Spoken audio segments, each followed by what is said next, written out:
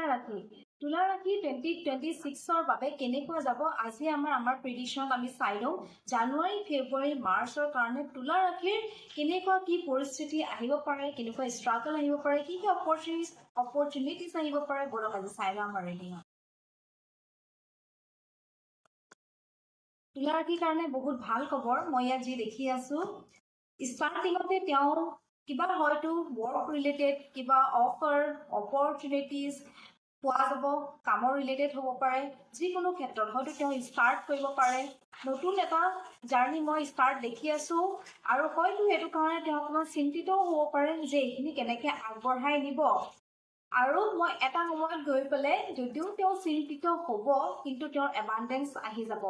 within 10 months মই তেওঁৰ এবাণ্ডেঞ্চ দেখি আছো বহুতখিনি তেওঁ জীৱনত আগবঢ়া মই দেখি পাই আছো যোনখিনি তেওঁ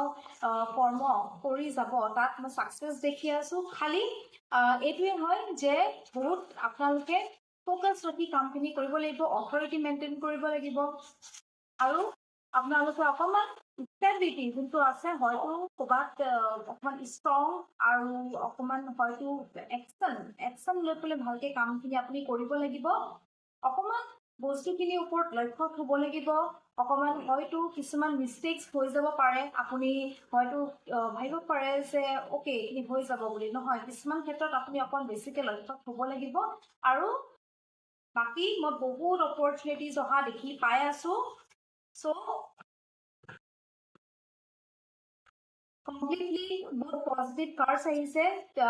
আপোনালোকৰ কাৰণে সেইকাৰণে একদম পজিটিভ থাকক আৰু নতুন 2026টো ৱেলকাম কৰিবলৈ একদম সাজু হৈ যাওক থেংক ইউ